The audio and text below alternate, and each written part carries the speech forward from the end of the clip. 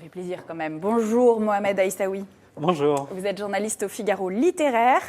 Alors, est-ce que les grands écrivains ont forcément eu des prix? C'est-à-dire, en gros, est-ce qu'on peut devenir un grand écrivain sans avoir reçu de prix? Oui, heureusement. Il y a beaucoup de grands écrivains qui n'ont pas eu de prix, mais il se trouve que souvent... Par exemple, est-ce que vous avez un exemple, Mohamed? Comme ça, non, mais je pense qu'il y a, par exemple, Céline n'a pas eu le Goncourt alors qu'on lui promettait le Goncourt, mais il a eu le prix Renaudot, comme un lot de consolation. Donc il y a comme ça des grands écrivains qui ont échappé à des grands prix, parce que si on regarde les palmarès, par exemple, du Goncourt, forcément, Camus n'a pas eu le Goncourt, Sartre n'a pas eu le Goncourt, etc. Mais le fait est que, heureusement, comme il y a beaucoup de prix, il arrive que les grands écrivains, heureusement, soient couronnés. Alors, est-ce que vous êtes d'accord avec ce que disait notre invité précédemment? Est-ce que, finalement, la course au prix est compatible, selon vous, avec une littérature peut-être désintéressée, exigeante aussi dans sa créativité? Est-ce que vous ne trouvez pas que le prix peut nuire à cette... Non, vraiment, je suis à 1000% d'accord avec ce que disait Stanislas Rigaud. Un prix fait toujours plaisir, même le plus petit prix. Ça fait plaisir à l'auteur, ça fait plaisir à l'éditeur, ça fait plaisir à l'organisateur. Après, je ne pense pas qu'un prix va dévaloriser une écriture exigeante. Parce que le fait est qu'il y a tellement de prix, d'excellents prix. Le grand prix du roman de l'Académie française va aller traditionnellement vers un styliste. Le Goncourt, le Renaudot va aller vers un auteur plutôt populaire. Ça, c'est vraiment le schéma type. Après, il y a tous les cas de figure. Non, je ne pense pas. Au contraire, je pense que ça fait toujours du bien. Ça ne démultiplie pas toujours avec des ventes extraordinaires.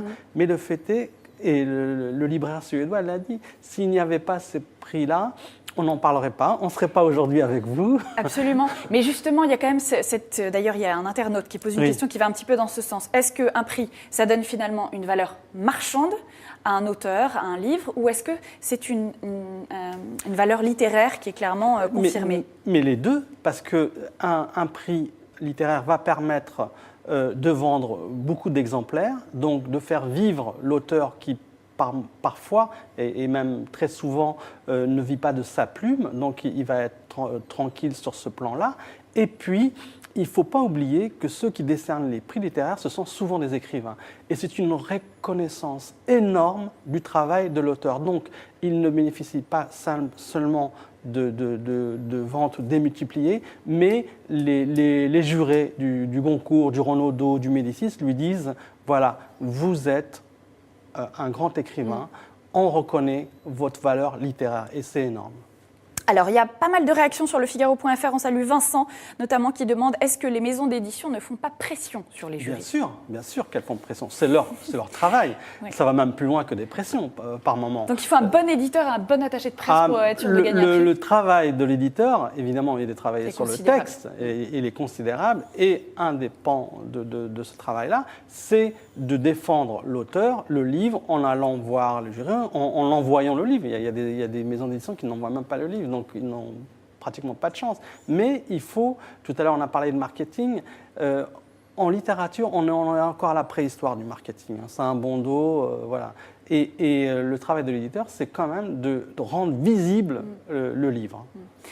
Autre question de Vincent, est-ce que le meilleur prix, ce n'est pas d'avoir un public fidèle et constant? Ah oui, parce entendu. que alors après c'est difficile de juger sur la valeur intrinsèque de la littérature, mais il y a des romanciers qui vendent beaucoup et qui n'ont jamais eu de prix. Tout à l'heure à l'écran, on avait Michel Bussy, il n'a pas eu de prix, mais il vend chaque année 500 000 exemplaires, ça lui va. Est-ce qu'il touche, par exemple, c'est une question je pense que les internautes peuvent se poser, est-ce qu'il touche directement une partie de la vente de son livre s'il est primé? Est-ce qu'il touche différemment? Quand on est primé, est-ce qu'on reçoit différemment les bénéfices? Il y a des prix qui sont dotés. Le Grand Prix de l'Académie française, c'est autour de 7 000 €. Mais ce n'est pas ça, ce sont les ventes. Et les ventes, c'est des droits d'auteur en plus. Donc, généralement, ces auteurs-là, comme Michel Houellebecq, comme Pierre Lemaitre, etc., ils ont un pourcentage plus important sur les ventes, donc des droits d'auteur plus importants. Et puis après, quand ils publient un livre à la suite d'un concours, d'un Renaudot, ils ont un valoir plus important. À chaque fois. Mohamed, vous en parliez un petit peu tout à l'heure. Comment se constituent les jurys des concours littéraires? Est-ce que c'est du volontariat ou est-ce que ce sont des membres qui sont choisis? C'est une très bonne question parce que c'est par cooptation. Donc, ça dépend des prix? Tous les prix, c'est par cooptation. Tous les prix, c'est le même système? Voilà, c'est le même système. Il y a, par exemple, au Goncourt, il y a le président Bernard Pivot, il y a les autres, Tahar Benjeloun, François Chandin-Lagor, Virginie Despentes, ils sont 10. Et quand il y en a un qui disparaît, ce qui arrive, il faut choisir un autre et il faut qu'il y ait l'unanimité. Donc c'est uniquement par cooptation, il n'y a pas de critères où j'envoie un CV, etc. pour être membre du jury. Alors, il y a Vincent également qui est très actif, très actif. ce matin sur le site. Est-ce que la valeur littéraire est le vrai critère de l'octroi d'un prix? Non, on a déjà sûr. un petit peu répondu, mais vous confirmez que non? Non. C'est pas le réel non, critère. parce que d'abord, c'est quoi la valeur littéraire? Il faudrait déjà, on est deux, on a deux visions différentes de la littérature, on est 10, on a 10 visions différentes de la littérature, de ce qui est... Voilà. Et le jury est censé représenter cette diversité oui, des points de vue. Exactement. Entre Virginie Despentes, Éric Emmanuel Schmitt au Goncourt, Bernard Pivot qui a des goûts plutôt populaires, Paul Constant qui va plutôt vers une exigence plus littéraire, tout ça, on ne sait pas et c'est difficile. Mais il arrive que des livres dits populaires ou même mal écrits, par exemple, soient couronnés quand même. Donc les critères sont tellement... sont impénétrables. Alors juste